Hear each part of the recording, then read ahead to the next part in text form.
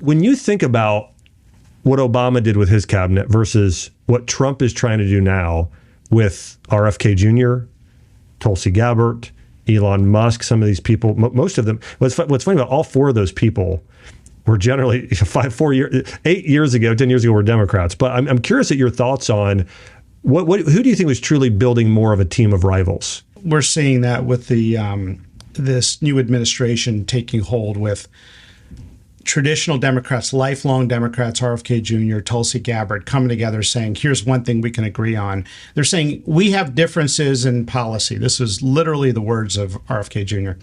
We have differences of opinion on policies, but here's one thing we can all agree on. Can we love our nation's children more than we hate each other? It's so good. It's so important, so good. So I'm so excited about this momentum that's been building around Make America Healthy Again.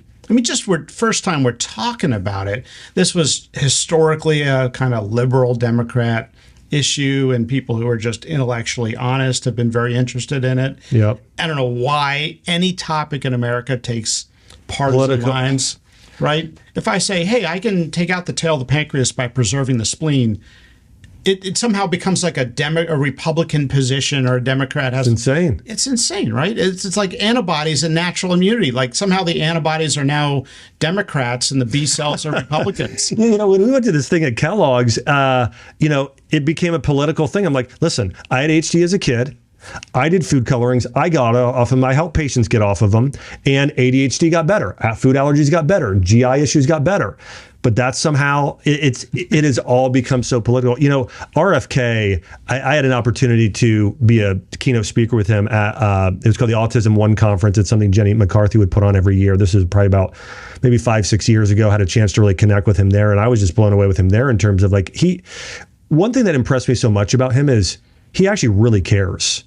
And I can't say that about most people. I mean, listen, I think a lot of doctors care. I think some people in government care, but to me, he cared more about helping kids with autism than any politician I'd ever heard. He cares, and he doesn't have to care.